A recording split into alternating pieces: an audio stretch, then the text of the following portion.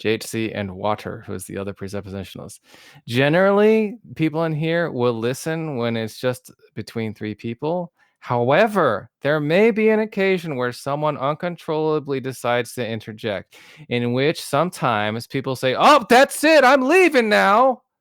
And if you are one of those people, then I would just mute everyone, right? If you are reasonable and you're not one of those people and are okay with me immediately responding to someone who does that, then I won't do that. Sounds good to me. Okay. I'm gonna have to turn you up. Hold on. Yeah, you're kind of low. Tom. Yeah. So go into the channel permissions. I can't do it because it'll fuck me up. I'm gonna do it for box, but you got to do it for unboxed. No, it's fine. This is fine. Matt said we don't need to do it. It's great. All right. Well, I thought you wanted to talk to me according to other people, so I'll just start and say that whatever presuppositionalism means with respect to Christianity, I think it probably makes for a poor argument on two different fronts. I don't think it's effective I don't think it convinces non-Christians or non-theists, and maybe you don't care about that. But second, I think anything that you can say in favor of it is going to count for pretty much everything else as well. I think all the moves available to a Christian with respect to presuppositionalism are open to like literally everybody else. I mean, I can lead a horse to water, but I can't make him drink. Only the Holy Spirit can make him drink and convert him. We're just called to be faithful. Sure. So in the second, what do you think of the second point, though? The moves? Yeah. Evidentialist camp, classicalist camp, or whatever? No, I meant more like Christian versus non-Christian, theist versus theist. First of all, do you think that there is an argument? Mm-hmm. Yeah, it's both worldviews are making a claim.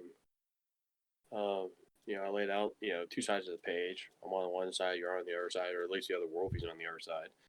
For the sake of argument, we both lay out our cards, whole worldview, best you can. Now, in the middle there, we got something that we both don't doubt that's actually intelligible, and we want to know which worldview can actually ground that. Mm-hmm. Systematically. So both are making the implicit claim, which would be the first premise of Modus Tollens. My worldview can ground that in the center, which is undoubted. No one's going to waver on that. That exists. That's intelligible. I'm not going to waver. I'm not going to sidestep. So they're making the first claim of Modus Tollens, the first premise. So reductio, which would be showing what they claim was intelligible on their own worldview, makes it unintelligible, or they flat out contradict it. Then you perform a reductio ad absurdum on there, Modus Tollens reductio. That which implies this.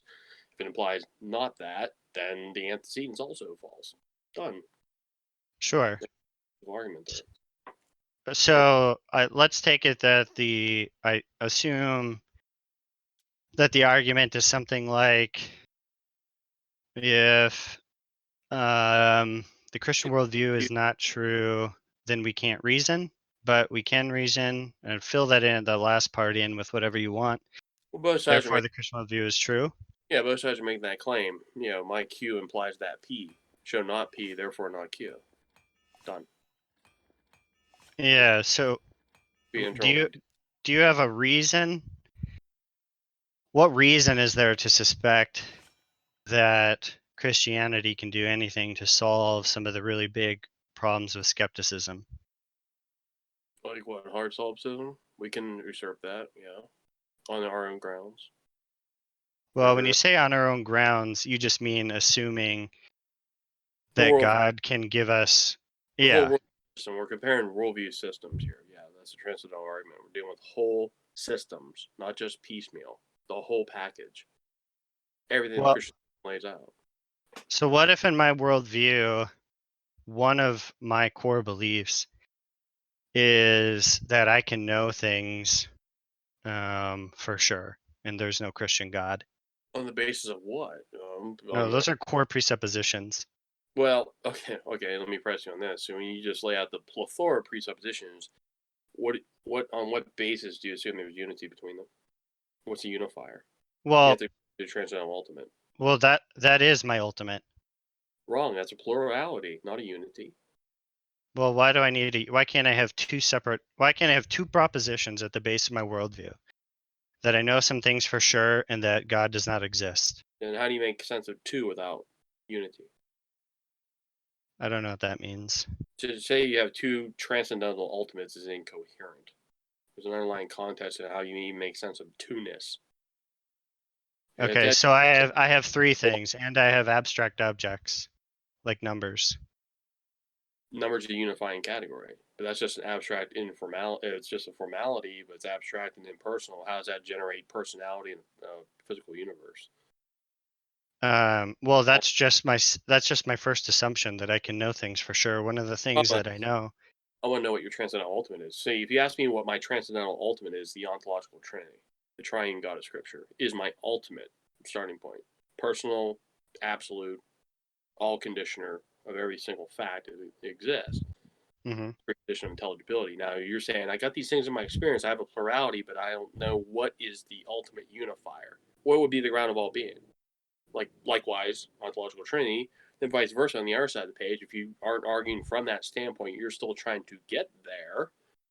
Then you have a baseless assertion or baseless presuppositions you want to assert, but you assume there's unity between them. You just have a static plurality that pretty much is just sound and fury signifying nothing.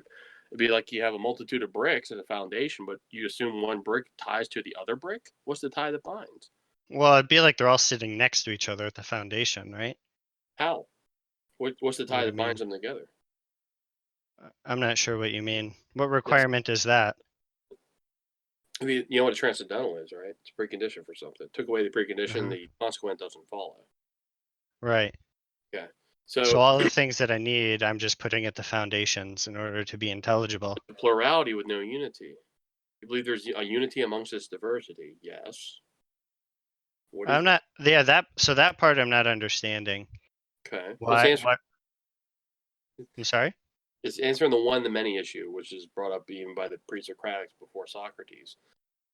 Is reality ultimately one, or is it just a radical disjunctive plurality, or is it both with equal ultimacy? There's an equality between unity and diversity, not unity who serves diversity or vice versa. You actually have a balance, but we can ground that from the Christian worldview with the ontological trinity. God is equally ultimate in his unity and diversity. Well, let's say there's no unity. There's just these three planks. And those three presuppositions themselves apply to all, let's say, propositions, right? No, you're saying they have their own say starting point, which is what? Themselves, they're fundamental. They just exist in and of themselves. Well, yeah, it's the same way with any presupposition. Well, I'm talking about plurality of presuppositions, but we're talking about, we can call God an ultimate presupposition. He's a transcendental ultimate. Presuppositions are transcendental in character. But since you describe these like different levels, saying I have to have a starting point here, a starting point there, a starting point here, that's like Aristotle. He had like 55 different levels. These aren't on different levels. They're all fundamental. I understand, but you're just talking about strict foundationalism, but it's a plurality with no unity. It's incoherent. Why is that incoherent? Because you can't make sense out of the even words you're saying in grammar and syntax to me, because you're assuming a unity amongst all the plurality of letters. You're speaking to me from a plurality of words that convey one concept at a time to me. You automatically assume unity amongst diversity. Well, one of my foundations that can't be questioned is that I can know things for sure.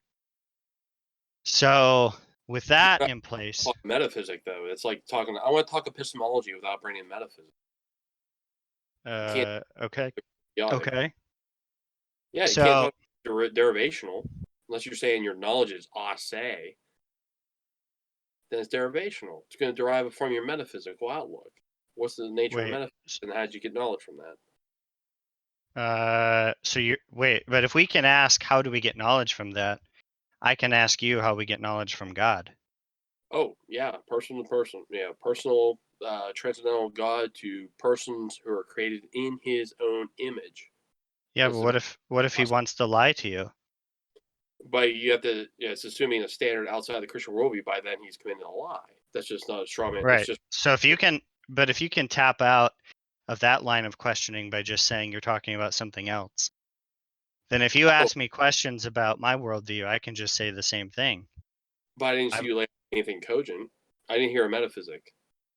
Well, you said you didn't want to talk metaphysics. You wanted to talk epistemology. No. I said you only brought up epistemology. I can only know things. That's an epistemological claim, but as if it's just divorced from metaphysics from your perspective. You didn't plug anything in there. Okay, well that's easy enough. So what is it? There's a fundamental relation between all the things that exist. Let's just say the world segment. The world is all there is, and the world I'm saying is the collection of all concrete objects. And there's a relation that I'm going to call the knowledge relation between me and these objects. And that's my worldview. That's my metaphysic. How'd you overcome hard solipsism?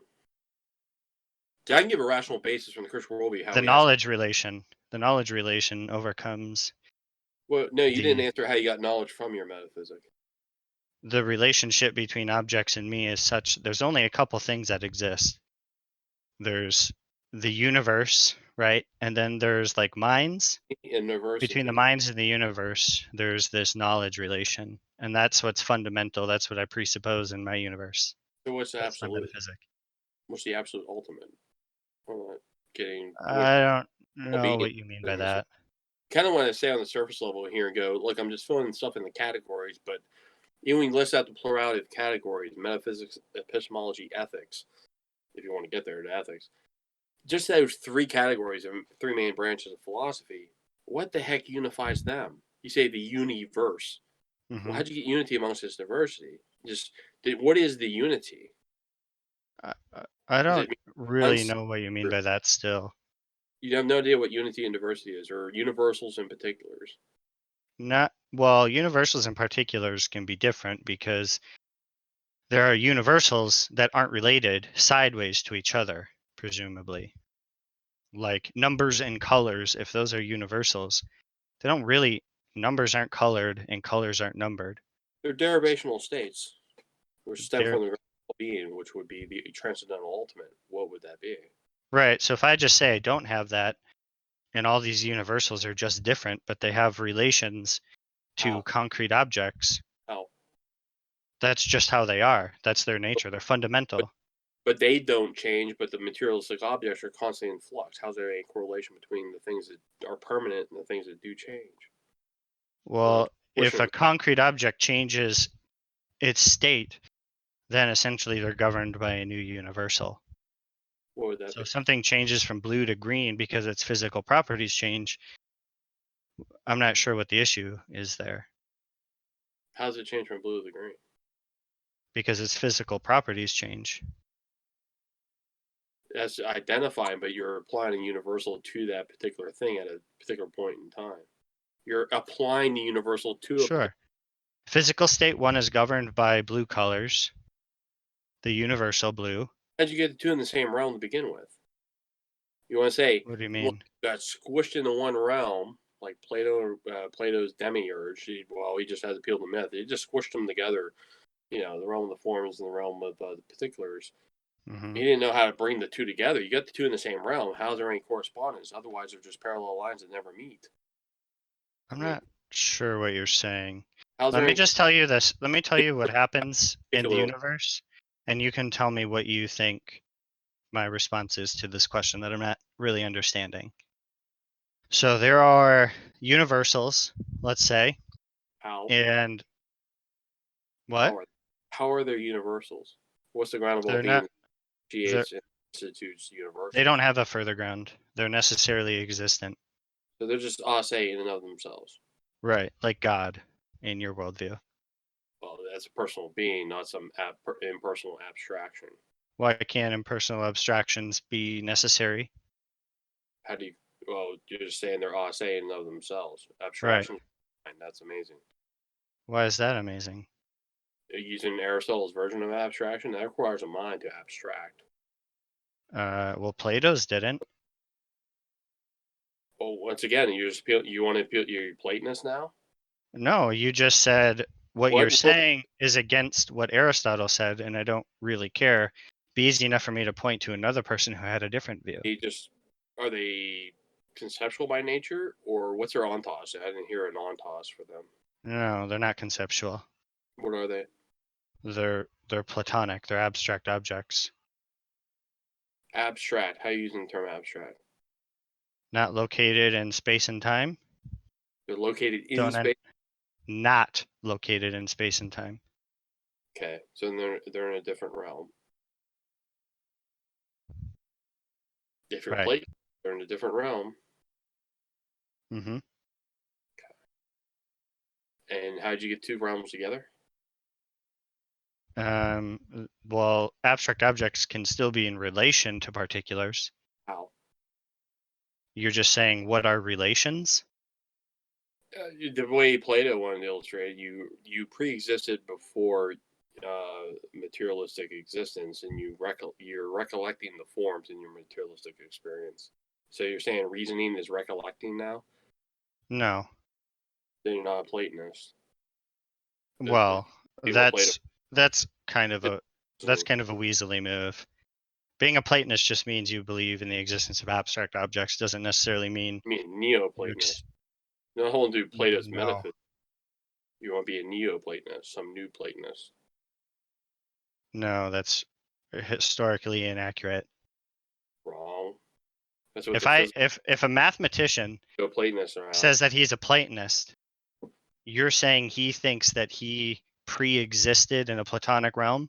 That's what Plato's philosophy was. I know, that's what I know. But I'm not saying, but being a Platonist doesn't mean you believed all the things Plato believed. It means you have a certain state with abstract objects. Did, or you taking some other standard but want to, ascribe it as Platonism?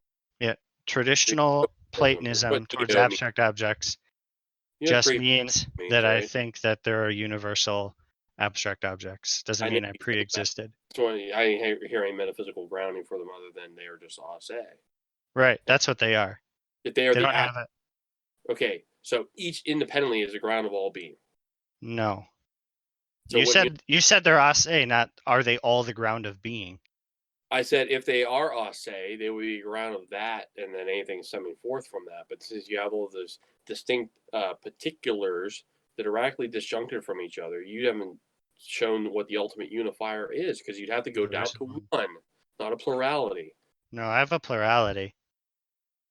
That's it. Yeah, you have no unity amongst diversity. Period. None. You're like Leibniz. Just all there are indistinct monads. Now, he wanted to describe them. They have some unity. Describe them to one grand monad, but you're not asserting a grand monad. So you're assuming a bit of Platonism, bit of Aristotle, different levels. Each one has an ase starting point to the different 55 levels, and then bringing a little bit of Leibniz. You'd have to throw in an ultimate unifier, which would be like a grand monad, because the different levels represent the monads, the individual monads. You got to say, I got to have something ultimate that unifies them. I didn't hear an ultimate unifier yet. Transcendental. No, I don't have one. There isn't one, and I don't need one. Yeah, because you can't make sense of even the grammar and syntax you've been speaking to me right now. No, grammar and syntax. I mean, I can tell you what those are. If so, you want to hear the story. Then only speak in subject, because you can't predicate on any universals. Wait, what's that? Because you're just speaking subject. Individual, distinct particulars, you can't predicate on any universals. Since everything is an ultimate plurality, there is no unity. So there are no universals. What happens if I don't have fundamental unity? What's so bad about that? Only speak in subject, not predicate. Why? Why can't I say the ball is red? Individual thing. Right. That's it. Well, one ball is red, and then there's another red ball. Is red a universal? Yes. How? Again, I'm not sure what you're asking when you say how is red a universal. Yeah, you just stipulate. Well, that's what my worldview is. Are you anomalist? No. Then you say universals actually do exist. Then how you ground them? I don't. My universals aren't grounded. They are all fundamentally existent. It's not generated. It's not part of the electromagnetic spectrum where we pick out the color red or different shades of it. Well, that determines the physical properties which instantiate the universal. Derivative in it is derivative. Is what derivative? Color red. No, there is, There's no again, there's an abstract object for redness, right? Some balls instantiate it, some don't. Then how do we conceptualize of it if it's not conceptual by nature? There's a fundamental relationship between abstract objects and our mind. What is What I called the knowledge relation. So relationship is now an object? It's a relation. I'm asking you to ground that. What's its ontos? What is relationship? It's fundamental. That's just how things work in my That's worldview. ontology. What? What's its nature? What's its essence? Is it conceptual? How is it apprehended by the mind? If it's not conceptual, I'm not sure how it could be apprehended by the mind. It's just a brute fact that there's a relationship between. A brute fact is a mute fact. There's no context to it, so it's not understandable. As if you can think of one thing without a whole cluster No, of things. you're right. Brute facts don't have a further explanation. No, they're mute facts What do you mean by mute? because there's no context. No, but what be do you mean by mute? It would I be an didn't. undescribable simple. Because if you're going Yeah. to mode of explanation, you say this is the fundamental thing. It would be an undescribable simple, as Wittgenstein said. Yeah, if somebody said, like, what is velocity, right? I wouldn't like, at some point it's just gonna be, look, that's what it is. I don't have an explanation for it. Then It's you have just no a fact. God just is what he is. But you don't like that. Say throw the same standard at you. You go, well, I can be arbitrary, but you can't be. I go, but No, that's that's not exactly what I'm saying. Hold on.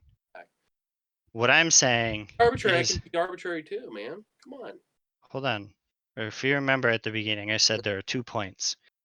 One, that this argument is poor because it doesn't. Address that. You're back. I know. Just wait a second. Let me finish. I had 2 points. One is that nobody gets moved by this argument, and 2, it's a poor argument because whatever you say, anybody else can help themselves to the same thing and take whatever is troublesome and just throw it in at the ground level of the worldview. You didn't go and get out of it, which is what I just did. Because you understand, if I tell you to write 1 and 2 on a page. Imagine a piece of paper. Just imagine your mind. Write 1 and 2 on the page. Okay. What unifies 1 and 2? Again, I don't understand what you're saying. So you write 1 on a page, on a piece of paper, write 1 and write 2. Okay. What unifies both of those? You have 2 particulars. What unifies the numbers 1 and 2? What unifies them? What underlying context unifies them? They're both numbers. Exactly. Good. Okay, number. So you have an underlying context between particulars. So that's what I'm asking you to do with your multiple plurality. Between those two, yeah. You have a whole bunch of them now. Mm-hmm. So you call there's number 1, number 2, number 3, number 4, number 5. You call them all number. You're going to think in general classes and unifiers of things.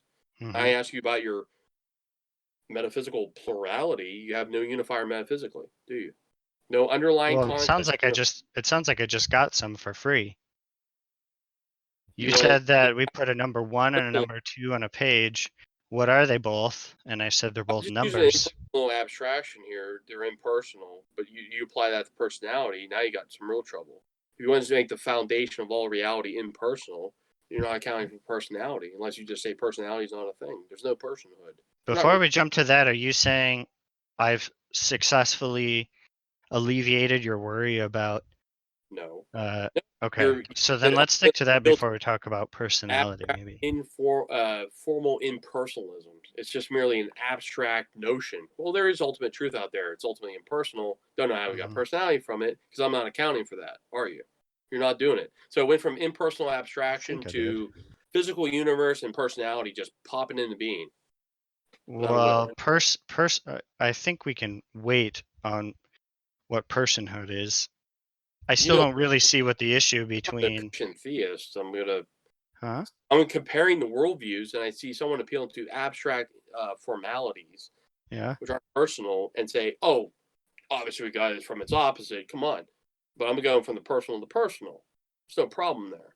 You're not appealing to That's the a separate problem, but I'd rather talk about that one maybe after we've understood your first one. Why don't you address it now? I was Okay. just getting the right meat Well, here. we can. Pick thrown out bones. You put no meat on these bones. I'm the only one putting the meat on the bones. Okay, Wow. let's Can we get to get some meat, bone and please? then. So The biggest if bone, you're no. not really worried about this first issue, we can talk about the second one. I just said, what is the ultimate unifier? Some impersonal absolute. No, You put a multiple. question mark on it. I go. There's no again. The You know from unification still doesn't make sense to me. Hold on. You know, from my side, I appeal to the ontological trinity as my transcendental ultimate, grounding my metaphysics, my epistemology, my ethic. That's my worldview. That's my ultimate. You know, draw the lines from each one of those categories down to draw a circle, put the ontological trinity there. One being three persons. I can account for unity, diversity, ultimately, exhaustively. Not for knowledge, though. Context. And then I want you to do the same from your side. You're going to draw the lines down to the circle, and you're going to put a question mark there. I don't know what that is. Well, I told you what it is. What is it? We have a number of different abstract objects, and we have relations between abstract objects and physical objects. That's what's fundamental. The relations, because you say relations, but you don't state what they are. They're fundamental. There's no further explaining. But you have a plurality relationship. No ultimate unifier of the relations either. You're still in a radical disjunctive plurality. They're disjuncted from each other. There's nothing other than whatever God is doing for you is what the universals are doing. You don't have a personal God. It's not parallel, buddy. Come on. I didn't say they're parallel. I just said whatever God is doing to universals for you is what. Are they the same? I go, no, I have an apple. You got an orange. They're not the same. Come on. No, I didn't say they're the same. You said, yeah, you're appealing to God, Matt, just like I am. No, you're not. I didn't appeal to God. Come on. All right, let's back up because we're going off the rails and I think you're losing it a little bit. No. This is where the crux is, buddy. We're talking about what is ultimate, the grounds, anything you want to talk about in experience. You're not appealing to the ultimate. You can't even get there. All right. Give me like 30 seconds to talk and then I'll hand it over to you. Okay.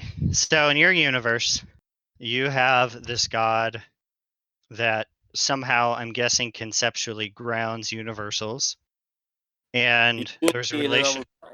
30 seconds is really all I wanted. You articulated the Christian position for me. Hold on a sec, Matt. Can you give him 30 seconds, please? Yeah, I just wanted to represent the Christian position accurately. You can tell me where I'm wrong when I'm done. Okay. So in your worldview, there's relationship between universals and God, and then God and concrete particulars in such a way that God is in a relationship with really his creation, such that universals are bound to those concrete objects. Now, I'm saying all of that is happening in my worldview, except it's not an active mental process. This is just the metaphysical nature of how everything works. So I'm not saying that we have the same worldview. What I'm saying is that relation between God and abstract objects and creation, I get, but with no God as a middleman. That's what my worldview is. You didn't articulate my worldview accurately. God is co-ultimate unity and diversity in his own being. He's one being, three persons. I never heard those brought up at all. So, talking about an ultimate covenantal personalist context where everything in creation is in relationship to divine persons within the context of divine persons. I didn't hear you articulate that from the Christian position. Since I brought up the ontological trinity multiple times thus far, so you just don't understand Christianity. Well, I'm leaving that part out because it doesn't really matter what the details are. What matters... Yes, it does. What matters literally is that... straw man the Christian position and knock down a straw man ad nauseum. I don't think... Let me try again because I don't think you heard it. Okay, but you didn't articulate my worldview, how I've been articulating it. Well, I don't think it matters if I use your theological speak. All I want is there's a relation between God and particulars, right? You have that. Whatever it's called, it doesn't really matter. One and many. Ontologically. It's called the ontological trinity in Christian theology. Just so you get the Christian side correct. Right. That's And really again, I don't know why that matters. because Whatever. that's ultimate accurately described. Can you deal with the best I have to offer, or must you diverge from it? And If you listen to my point, if you listen to my point, I just want to find out why I can't just have all of that stuff that you have, except I remove God. I know you're going to say the issue is that I don't have an ontological trinity or something to that effect, but I'm saying, why does that matter? That relationship that used to get funneled through the person of God is just direct to all physical objects, including persons.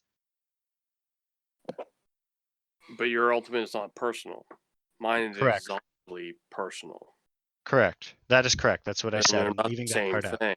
You No. would have an impersonal unity and I know they're not the same. It doesn't matter if they're the same. I promise you. I'm saying I'm keeping the relation between. I'm moving that relation. Relationship. Yes, But exactly. I'm presupposing it, you might say. Relationship is personal. Can you make sense out of saying there's a relationship? You have to have a personal intellect. Look, one marble can be 1 inch from another marble. That doesn't mean they have a personal relationship. Duh. What? Just hand me a couple. My desk right now is 14 inches away from me. That doesn't mean that 14 inches is a personal relationship. That's a measurement. Right. It's a physical measurement. It's a relation between me and my desk. It's a distance relation. That's not personal. So you can't say it has to be personal because a person is involved. That's nonsense.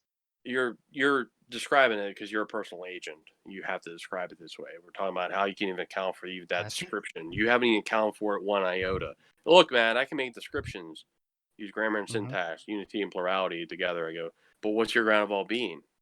It's both unified and diverse, ultimately. What is it? Well, it's just a brute relation between abstract objects and concrete objects. It's assuming intelligibility of them, but it's not intelligent. I am assuming that. I'm assuming I remember the second thing that I said. But you're not accounting for personality. Is that there's a knowledge relationship. You ain't accounting for knowledge. I don't need to. Look, that's just my worldview. So knowledge is impersonal. I'm just talking what you're going to the vacuum of impersonality here. You're just appealing to abstract. Well, I'm a person, if that's what you're asking. How are you?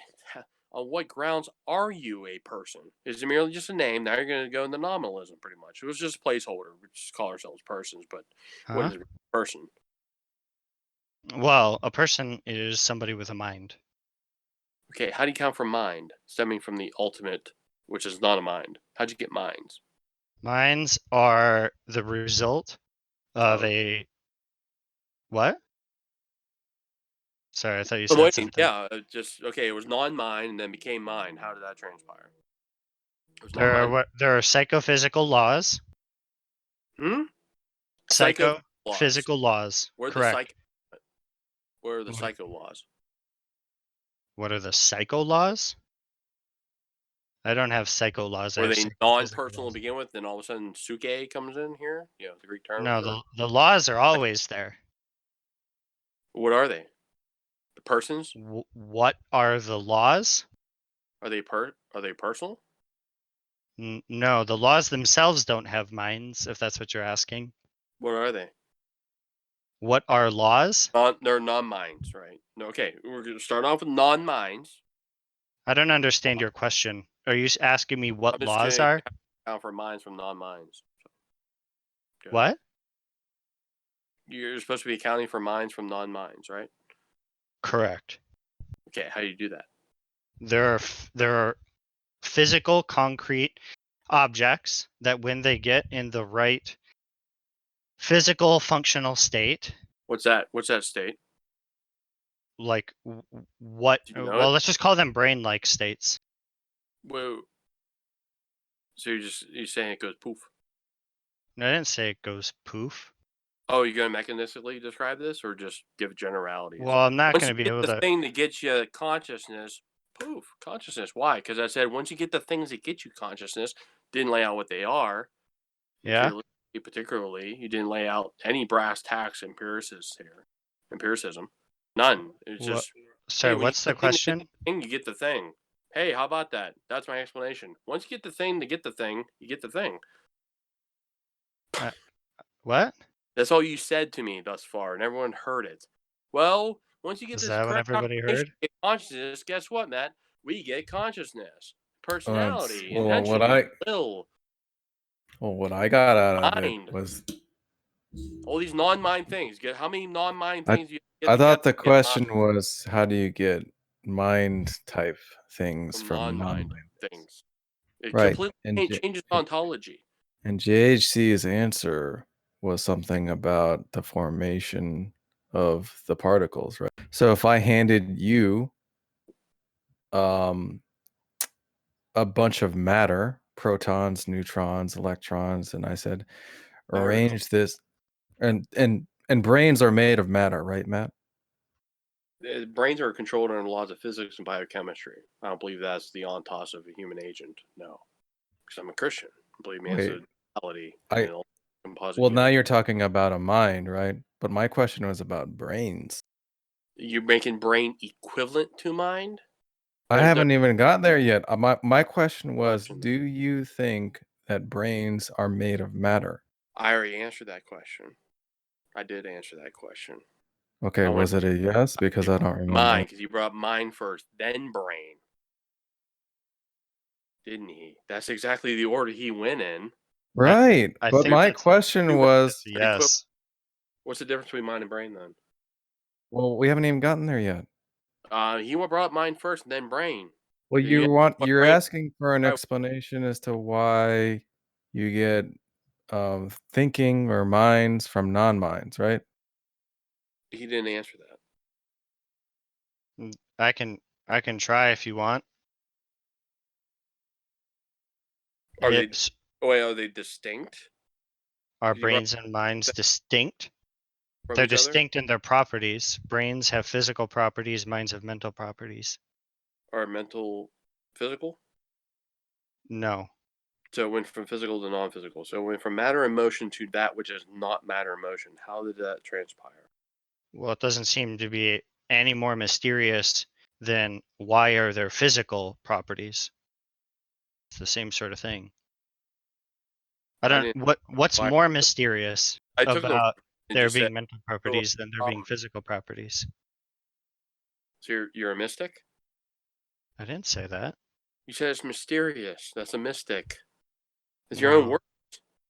Oh, you want to retract that? I'll let you retract that. But you right, hold on. Slow down just a little bit, okay? So there are physical particles. There are laws governing physics. Matter and motion. How is it? Wait, hold on. If you want me to lay it out, I will, but I just need like 2 seconds. That's the crux. How does it switch? Yeah, Matt. I'm gonna have to ask you not to interrupt. Just give me 1 second. Right to the point. So there's no switch. There's an entire set of psychophysical laws waiting around for brains to get into the right configuration. They're waiting around. Yeah, well, they don't have anything to do until there are minds, in some sense. So where are these? Obviously, I'm speaking loosely. All right, Matt, please. I'm gonna ask you one more time. I'm very, very, very hesitant to mute you at all. But if you keep interrupting, I'm gonna get counterpoint. I don't think he's scared of that doing that. I just wanted to get. Well, he said he wanted 30 seconds, right? He did. Yeah, but it's not answering the original question. I already knew where he's going because you have to go say, okay, I'm starting out with brass tacks physicality. I know you're like 4 chess moves ahead, but I'm a little slow, so you're gonna have to deal with my Been around the block a few times. So, I can lay out my position very quickly, articulately, because I've done it multiple times. Matt, perhaps you could just humor the audience. I have been. Which there's about. How long have you been talking on it? How long you want to go? So, There's I Wait, did hold tell- on. hold on a mine? second. Mute, please, Xerxes. do what? You're echoing Xerxes. Sorry, King Xerxes. First of all, you don't have any headphones on, and this is kind of mostly a one-on-one. I'm trying to moderate, but look, Matt, just for the sake of the people in the room who want to hear this explanation, for only 30 seconds is what he's asking for. I think it's completely reasonable.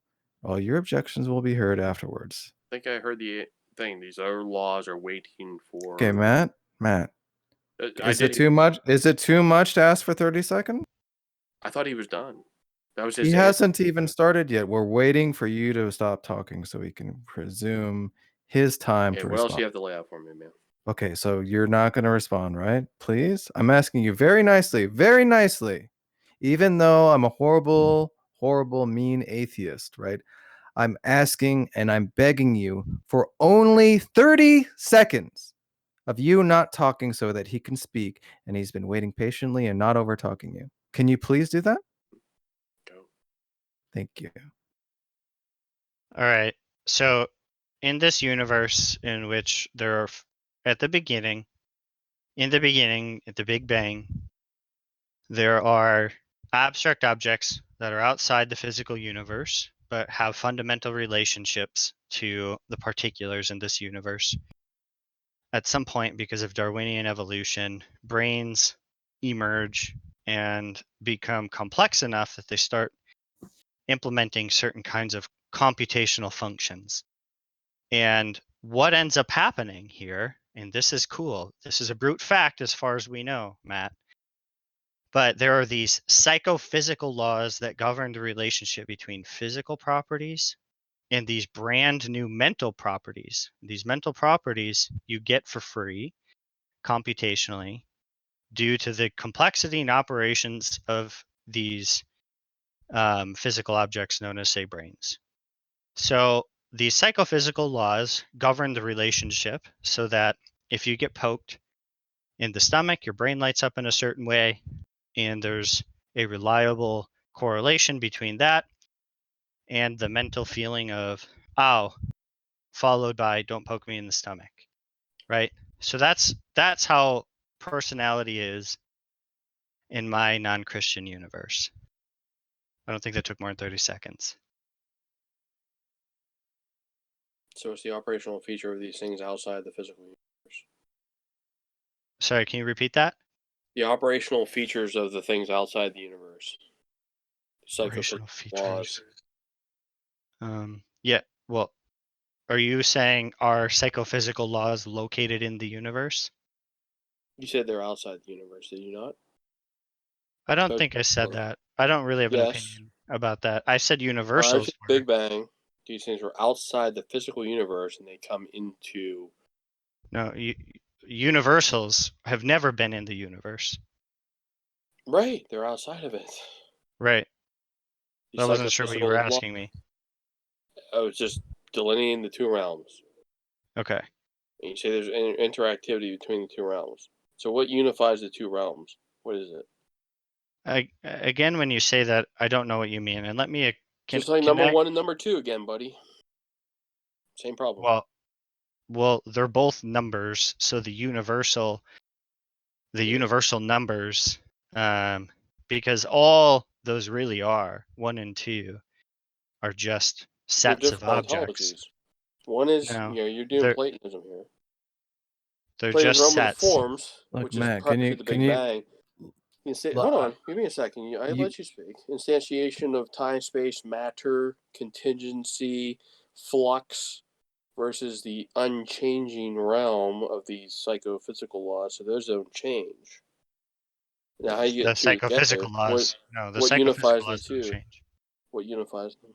What unifies what? The realm to? of the unchanging form, so your psychophysical laws, and then the instantaneous flux of the materialistic universe, which is under physical laws. Well, the nature of universals is just to be in relation with any concrete object that instantiates them. Because you're assuming a relationship. But you didn't do that between the two realms, because what's the ground of all being that unifies the two realms? Well, psychophysical laws apply to. That's one realm.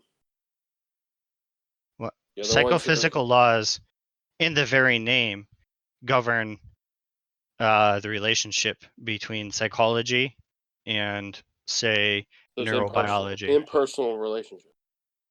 That's correct. It is impersonal. There's no God here. They're just brute facts. Okay, so the immaterial connects with the material how? The immaterial. Now, are you talking about mental or are you talking about You universal? told me these are psycho laws. Psychophysical. Psychophysical laws, yeah. What? Okay, how are they physical? Well, because They're they in time and govern. space. Well, you didn't. You put them outside of time and space, so they can't be physical. Because they'd be extended in space. Yeah, It'd be no physical. law is physical. You're not going to stub your toe in the law of gravity. I assume that's true for you in Christianity. You don't think you're going to stub your toe in the law of gravitation. Yeah, I have a personal God, so it's not parallel. Psycho laws, but it's not personal being here. Non-personal. Yeah, there's none. Being.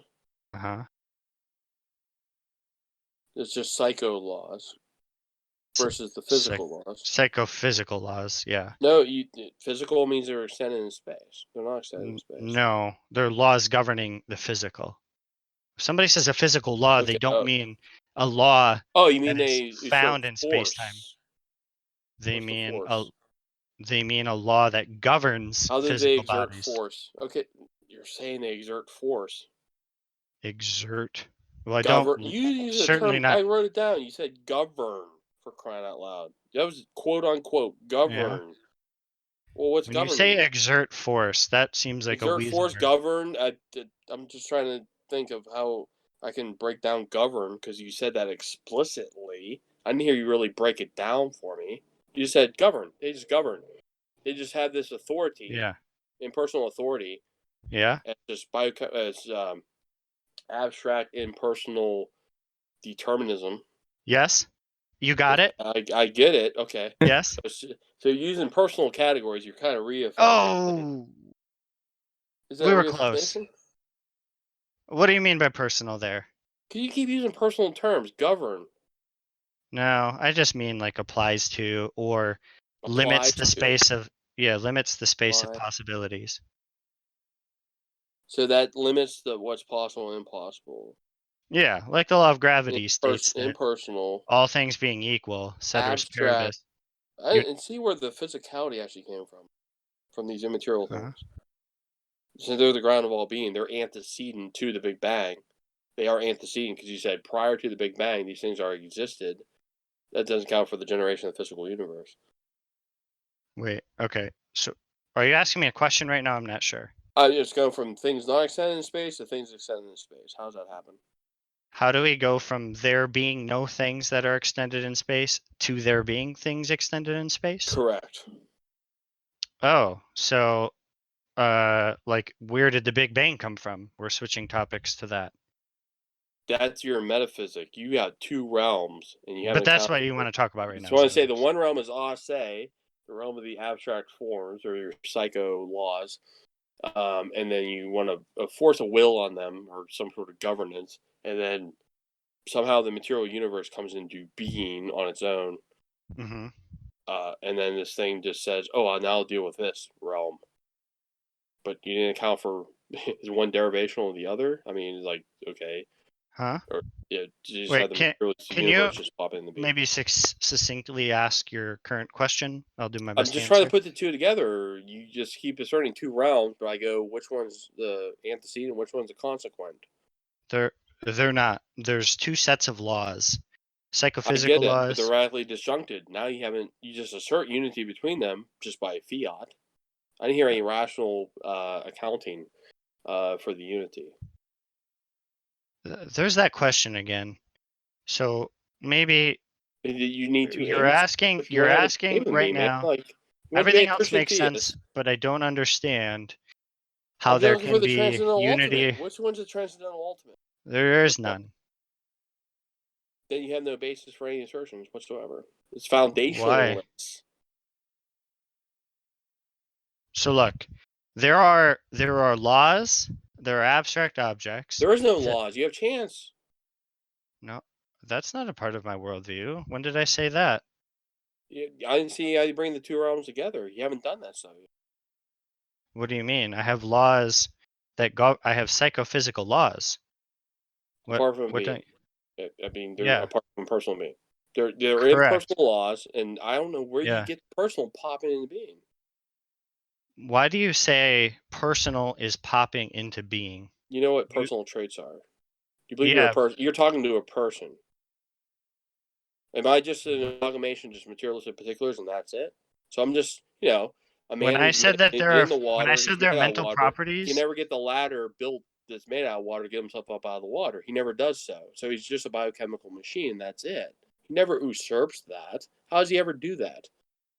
okay, so now it seems like you're misunderstanding my position. You want him to be more than. This is why you have to have a separate realm. He has to be more than a strict biochemical machine under strict chemical determinism. Yeah. You Do you don't remember, like where do you that remember ends. do you remember when I said there are mental properties that aren't physical? How do you have mental without a mind? You didn't appeal to a mind. They're mental things that exist without a mind. What are they? There are mental things that exist without a mind. They're What? mental. What do you mean by mental then? I'm not sure what you mean by that.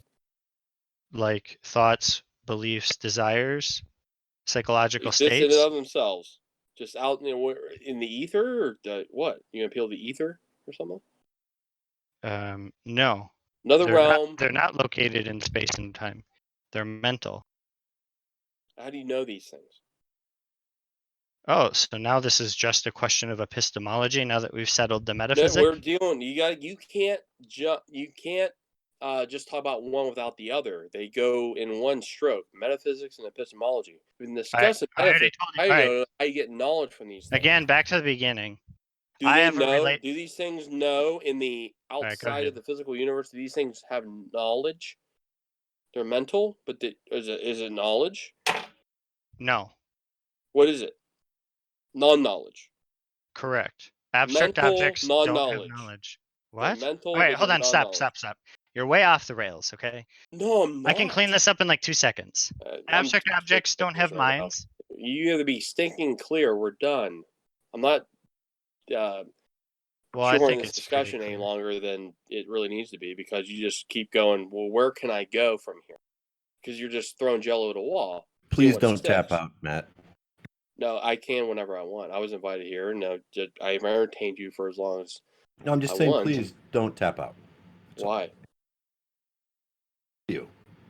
I didn't see any. I see these huge leaps and gaps, which you haven't plugged. Okay, so right now, what you're worried about is that universals themselves don't have minds. Do I understand you correctly? Yeah. You're appealing to these mental things that are not mind. They're not mental things. I don't know. I've never said they were mental. Universals aren't mental. Okay, we're They done. don't We're have done. minds. We're done. They don't We're have done. mental. Sorry. You flat out contradict yourself. You said it 5 times in a row before, and I kept saying they're mental. You said, yes, they are mental. What? Okay, we're done. That's. Oh. Did I say that universals no, have of course minds? not. That was his bailing. That was him running away. Okay, Water, you're up. Hey, how's it going, Water? That was him feeling fucked. Yeah. How's it going? Water, you are presuppositionalist number 2. Were you following the dialogue between Matt Yeaster and Jade? Yeah, I was listening to. How do you unify that? Huh, it's funny, but yeah, that's pretty high level stuff. I mean, I don't understand like everything that was going on, but I think it was pretty good. Like, it was cool. Okay. It's okay. Neither did Matt. Matt's really smart. He's a smart guy, good-hearted, good. Hey, be nice. Be nice. Oh, I think he's very talented at drinking. There's one problem, though, which is that JHC gave an account which relied on psychophysical laws, but there can't be psychophysical laws. Oh, here we go. Well, of course, I don't believe any of that. The point is, the point isn't for me to turn everybody into an eliminativist, which is what I want to do. The point is spinning up a very easy worldview. Yeah. That But can I account guess for intelligibility.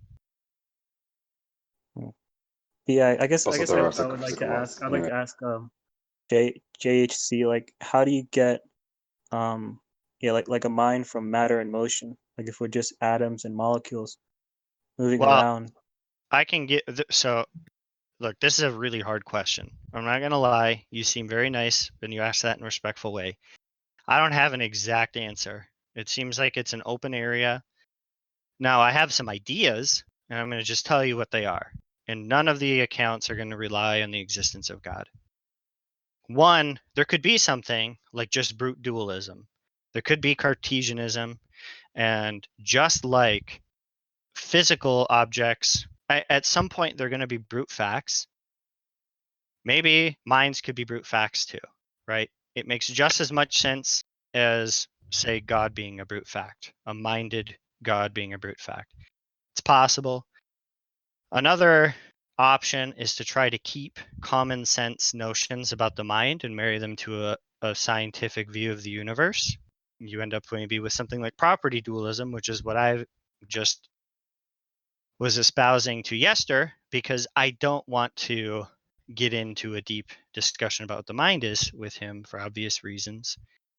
But I wanted to just not dispute that there are beliefs and desires. So that's like a middle route. Similarly, maybe another view, which I'm just going to put on like the radical side, is that a lot of what we think about the mind isn't real, right? It's illusionary of some sort. Is that the right word, JJ?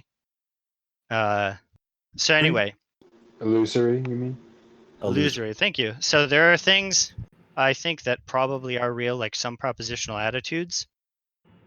But I'm open to the idea that we're not conscious, which seems crazy, but I think there are at least some reasons to believe that.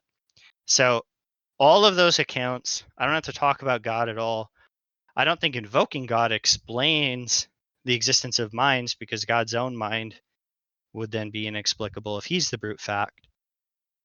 So either the explanation, there's a bridge law between the mental and the physical. There's no bridge law and it's eliminated, or they're both fundamental. And invoking God doesn't really seem to make a difference. Okay. And I guess, yeah, I have another question. So, am I like the same person like every moment from like 1 second to the next second? Or I is don't, it like well, different? yeah. So, this is going to have a complicated answer too, but I'll make it easy. So I think the real answer is no. If we have our scientist or philosopher cap on, a lot of what we mean by personhood is just somebody deserving of like moral praiseworthiness or blame, or it stands in the right relationships to a certain psychology, and that can be understood causally. I think the answer is clearly no. I'm not identical to the person that I was 30 years ago, well, 25 years ago. That's clear. I'm not that person anymore. There's some things that are psychologically connected, like scattered memories, but for the most part, all those are gone. So I think personal identity is a bit of a meme. However, in common parlance, we're not asking for, is there a center of being, a soul pearl which rides along in a brain forever and ever? Usually it just means, are you responsible for this action, or do you have access to this information because this body lived through it or something like that? And I think it's perfectly fine to say you're the same person as you were yesterday. Wait. Okay, so that's okay. Do you believe in morality?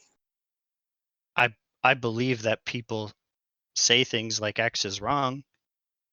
Well, do you like, let's say if I go and I kick a puppy, Would that be evil or?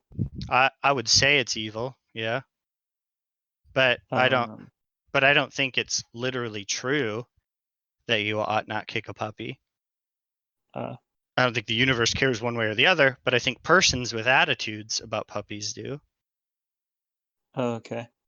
So you would agree with like Richard Dawkins, like there's no up nor down, no good nor evil, nothing but blind, pitiless indifference in the universe? Well, that's a bit reductionist. I think we live in a rich social world where all kinds of things can be right or wrong.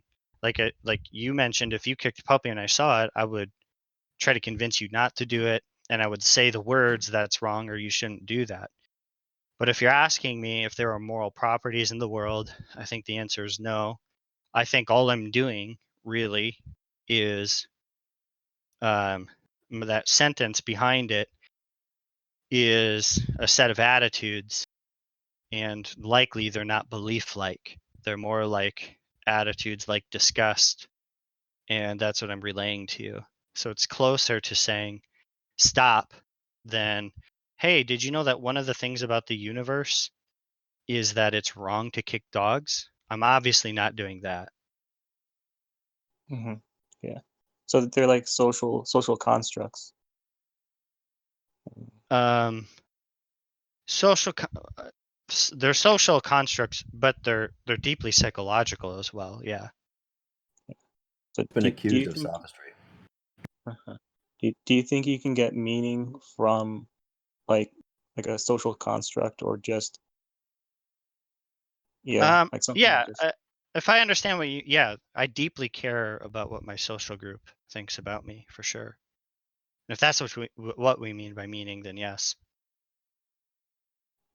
well like so yeah, so if it's just like an opinion, like it's just an opinion that kicking a puppy is wrong, or it's just an opinion, like everybody has opinions, and then our morality, it kind of determines the foundation for how we determine how we're going to lead our life, what we're going to do with our life, the purpose of what we do. Like some people, they say, okay, I value my race, my ethnicity, my heritage, and so then they will live their life in a way that promotes like protecting their race or their heritage. Mm-hmm. That gives like their life meaning. And then some other people might be like, oh, I value the forest, right? I want to protect wildlife. And so then they live their life trying to protect forests. And then other people might be like, well, only my life matters. Like no one else's life matters, right? So they just live for the maximization of their own pleasure, right? So Yeah. from our system of morality, from our beliefs, stems meaning, like purpose, and like why am I living? Where am I going? What am I doing with my life? Mm-hmm. And from what you said, it's not actual, right? It doesn't exist outside of the mind, outside of you or me. It's just an opinion. Well, when you say it's just an opinion, I think that undersells it. I have an opinion that Backstreet Boys were better than NSYNC. I don't really care that much about it, though. What's interesting about morality is that morality stems from our deepest seated attitudes about everything. So we can say it's just an opinion in that there's not something that I can appeal to objective that's going to settle whether or not the proposition kicking dogs is wrong is true. You're right about that. But to say that it's just an opinion is underselling how important it is in our psychological lives. It's deeply connected to our motivational states, things that make us tick, things that move our body around through the world. So I don't want to undersell it and say it's just an opinion, like an opinion about some musical artist being better than another. It's not like that. Mm-hmm. Can I ask you, Water, what you mean when you use that word just? I mean, when you say it's just an opinion, What's the difference between saying it's an opinion and just an opinion? Why do you feel it important to use that qualifier? Well, yeah, like I think like basically an opinion isn't like it's not, it can't really substantiate morality. Like it's yeah, the example I like to use is to imagine if we were on a beach and everyone got a stick and they're asked to draw the line in the sand between good and evil, between right and wrong. You know, you might draw them one location, right? You might say you know, human life is valuable. Like I care about human life. You draw in one location. Another person might say, you know, only my family's life is valuable. And another person might say, only my race's life is valuable. Another person might say, only my life is valuable, right? So each person is drawing a different line in a different location. And then the question is like, which person's line um, is the ought claim that overrides other people's? And it wouldn't be anyone's because they're all just different people with different opinions drawing lines in the sand. And at the end of the day, it would be might makes right. And so when I say it's like just an opinion, it's like um, it it's not like my belief. Morality needs to be universal. It's objective, right? Morality is a claim with authority. You ought not beat your wife. You ought to be kind to orphans, right? Yeah. If it's just my opinion, you ought not beat your wife. Well, I can go to the neighbor next door. Yeah, you know, in my opinion, you shouldn't beat your wife. It's like, oh well, yeah, in my opinion, I should. I'm like, well, I guess it just comes down to whoever has more force, right? It's just might makes right. But if there is and if there's objective morality, if there is a right outside of my mind, outside of your mind, um, then it doesn't matter whether I overpower my neighbor physically or he overpowers me. You know, you ought not beat your wife is right. Like it's right not to beat your wife, regardless over who is the stronger person physically. Right? There is this external law to whom we are all accountable to, whether we agree with it or not. So that's kind of why I say just an opinion, because I don't think that an opinion can really substantiate morality. I guess it's just Well, let me add something there. So you made a really interesting point, which is that if only we had a, you know, an objective law of some sort governing the kicking of dogs or the beating of your wife, then we could be saved in some way, or at least we'd be able to say with confidence that X is wrong. Why that doesn't really matter, though, is this is a strange kind of law, because laws of physics we can't ignore, right? The law of gravity just applies no matter what anybody thinks of it. In some way, that's like a descriptive law, whereas moral laws aren't like that at all. They're normative. They might tell you which thing is right or wrong, but it doesn't tell you how you can and it doesn't tell you how you can and can't behave, only how you should or shouldn't behave. So fundamentally, it wouldn't make a difference if moral laws existed or not, because you have to care about them. So the problem with, like, let's imagine your neighbor and his wife who's in the middle of an ass whooping, and you say, hey, I don't know if you know this or not, but beating your wife is actually wrong. And he say, wait, are you serious? I didn't know that. Oh, I guess I better stop right away. That sort of thing is highly unlikely because you have to be motivated to care about those laws in the first place. So what I'm doing in my account is skipping the middleman, which just seems to rubber stamp the behavior that we're going to do anyway. So the idea that moral laws would explain behavior is certainly out, unless, of course, somebody cared about them already. But then what's interesting is their psychological attitudes towards a moral law, not the moral law itself. So we really wouldn't see a different universe whatsoever, except people who said beating your wife is wrong, in this case, would be speaking correctly, but it would be immaterial to behavior. that's why moral laws are so weird. We have lots of examples of laws that are descriptive, and they actually govern behavior of what you can and can't do. But moral laws don't do that. They only tell us what you should or shouldn't do. And unless you care about them, they're explanatorily irrelevant. So I kind of understand what you mean, but I just don't think it's a. I think your worries about the universe being different are unfounded. They'd be the exact same. Can I ask a question? No. Well, Why not? Are you afraid that I'm gonna dismantle your argument? I'm afraid that you're gonna talk, yeah. Okay, yeah. So we can pick this up later, Concrete. Yeah, later. So yeah. Yeah, so yeah, I just kind of believe that without objective morality, so morality that is independent of your mind or my mind, that would just simply lead to nihilism, that nothing matters. I think subject morality that's based upon one's is illusory, right? It doesn't exist. Like, Well, let's take one thing. I really don't want to step over you, I promise.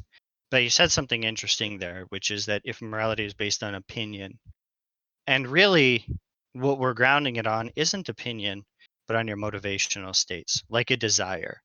A desire to, say, eat popcorn isn't an opinion. An opinion is like a belief, like this popcorn, or I can get popcorn at the movie theater. That's a belief, it's an opinion. But that doesn't really explain what morality is. Morality is more like the engine of action that lives inside of people. And it's a thing like a desire that moves you around. Just because I believe that there's popcorn at the movie theater, that's not enough to explain why I went and got it. I have to also have the desire to go get popcorn somewhere, anywhere, wherever my beliefs point me. But the point is not that it's just an opinion. This is the engine of human action. That's where morality sits. And I just wanted to jump in for a quick second, make a quick clarification that it's not an opinion, it's like a motivational set that we might have. Yeah, I guess that's fair. Yeah, so I guess I was thinking also on something else as well. So if we are just like atoms, or we're just molecules in motion, right? So matter hitting matter wouldn't matter. So essentially nothing would matter, right? And nihilism would be true, that nothing matters, right? If we're just atoms and molecules moving around. Well, a lot of this is just going to depend on what you mean by matter. So certainly it matters to me, as in I have a motivation to stay alive, even though I'm nothing but presumably some collection of atoms, which I don't think is entirely true, but correct. I don't also have like soul particles. So if you're saying, does anything matter to me? The answer is yes. Lots of things matter to me. If you're saying, will somebody care about me after the heat death of the universe, or will I be totally forgotten? The answer is obviously nobody's going to care about me, and nobody will remember me after the heat death of the universe. And if what you mean by does anything matter is, does anything that I do stick around indefinitely? The answer is no. I at least don't have reason to believe that. Well, if we just look at things like atoms, like I'm one collection of atoms, and like the dog is another collection of atoms, and then out of maliciousness I kick the dog, it's just atoms colliding with atoms, and there is no moral significance to the collision of atoms with atoms, right? It's like, yeah. Well, do you think that there can be desires in a universe where there's only matter and motion? From the Christian perspective, or from the materialist, like from well, let me put it another way. I think we might be bumping into one type of issue, which is like the fallacy of composition, which that anything that's true of a macro object has to be true of its individual particles. And that's not entirely true, I don't think. There's an easy example is that even though bricks aren't square, a wall can be square, even though it's made of nothing but bricks. So certainly there are some things that can be true. Also, there are things like, I don't know, blenders, which can blend food, but individual atoms cannot. Similarly, I think I have desires, and I don't think individual, pieces of matter have desires, but I think I do, even though. Are you a materialist? Like all that exists is atoms, energy, and like no soul, no angels. Yeah. Okay. So would you say that your brain is just like electrons and chemical reactions going on? That is what my brain is constituted of. Yeah. And so a desire is just like a brain state. That's correct. Yeah. So it's just like different arrangements of atoms. And so like with your example with the bricks, like I think a better analogy would be if we had a bunch of bricks and they were all gray, but we said if we arrange them in a certain way, they're going to become colorful, right?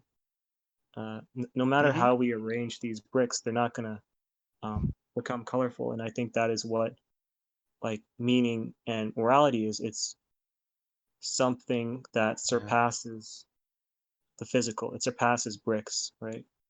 Like bricks hitting bricks isn't an evil thing, right? But like well, I would say it's more like blending, right? Morality is more like blending. It moves stuff around aggressively, that sort of thing. But ultimately, we can understand it in some sense in terms of like biophysics. Yep. So I agree with you, and I'm saying I accept your criticism that in my worldview, morality ends up being a lot less magical, and I don't mean that actually in an insulting fashion. It ends up being like disappointingly more gray. Okay, well, all it was is this set of blenders blending, and I wish it was something more, because what I want to do is to be able to say that no matter when, from all time, what Hitler did was wrong. And I need that, and I feel very strongly about that. And I get that, and yeah, it's true. What I'm putting forward has certain entailments about really horrible behavior. Mm-hmm. Do you believe that you have free will? No. Like what do you believe that you have? Well, largely, I believe that the same sorts of laws that govern, the movement of heavenly bodies around their stars are the same that govern me. So we're like dominoes. So it's just like domino effect straight from the beginning of the universe to us. Yeah. So there's no personal accountability for one's actions. Like, if I murder someone or, just like you're kind of breaking up, Water. You're roboting just a little bit for me, Water. All right, I'll try rejoining. All right, let Concrete out while he's away. No. Oh my God. Never. Wait, so can I just ask a question real quick? Sure. Real quick, Paige. So if one says that they don't have free will, that means that they believe in predestination. Well, predestination has kind of theological implications, but it does seem like if a certain view of the universe is correct, then given the initial state of, or at least maybe a second into the Big Bang, plus all the laws of physics, you could, those entail everything that's happened afterwards. Hey, JHC. Yeah. See, it just seems to me like that, you don't have to actually die on any of these hills, right? No. Because the thing is, right, what's really at stake in these discussions, it seems to me, is that there's an or maybe sometimes stated assumption that if there were these problems, they could somehow be solved by God. By God, right? The Yeah. fact is, you could grant them everything, right? You could say, here's a mystery we don't have an explanation for. Here's a mystery we don't have an explanation for, right? Now, I think all you're going to get are three things, right? Just so stories, claims that are just untenable, right? Which is that you could actually ground some kind of objective normativity in God's nature, right?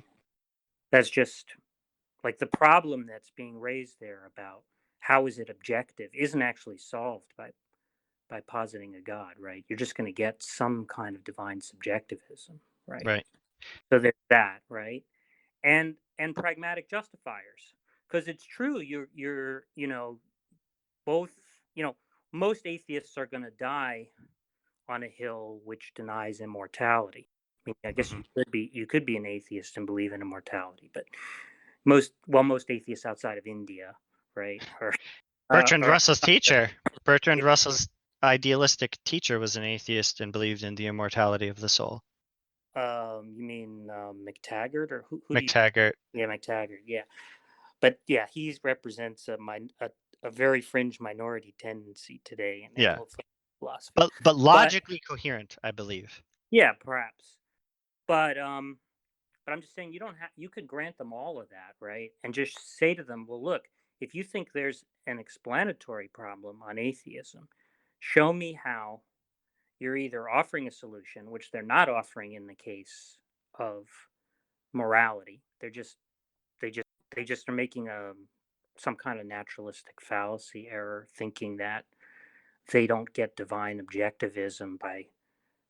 subjectivism by having God be the creator or somehow the ground of morality, whatever that means, right? Or show me how you're not giving me a just so story. Or show me how you're not giving me anything more than pragmatic justifications to believe, right? Right.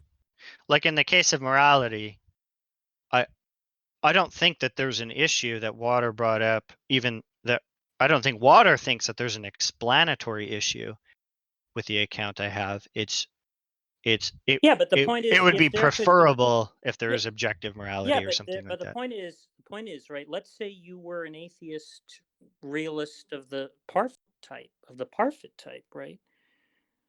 Then that doesn't require a God, right? No, likely not. No. Yeah. So the point is, it's not as though there's some problem that can't be solved on atheism that somehow theism can solve. Right. Right. I mean, the only way they solve it in the cases where they're actually solving it, because right in the morality case, they're just they just think they have a solution that they don't have. The only way they solve it is by supplying a just so story. That's right. And it's that way with anything that's presumptively normative. Right. Could God set the laws of physics? Sure. He can spin those up. But yeah, it doesn't really make sense to me that normative laws, God could have anything to do with them in a way that doesn't just bottom out in the same kind of brute factness that any other account would. That's right. Exactly. Yeah. In which case, God is odious. Right. Well, so my overall point is that, like, as a materialist, to be consistent, one should be a nihilist. You know. Well, what do you mean by what do you mean by point I was making was, we don't have to die on the hill of materialism, right? Atheists don't have to die on the hill of materialism, right? They could say, well, they could grant you that objection. JHC could grant you that objection for the sake of argument, even if he is a materialist, right? Problem is, what problem would you raise to the non-materialist atheist that that positing a supernatural creator or, the God of Christianity would solve. I don't know. I'd have to talk to them. The argument's that So the you God can, of Christianity is true, not that, I don't know, some materialist atheism is false. That wouldn't get you there. right, exactly. But essentially, like you were saying that we're nothing, like we're kind of like just similar to just dominoes, like just dominoes falling like from the Big Bang till now, no free will. No free will would lead to no personal accountability, because how we are is just we're just a Yeah, but product of our say environment. we're granted. Um, Let's say that we're granted, right. right? And so instead, he does believe in free will, and he does believe in personal accountability and all these things, right? But he doesn't.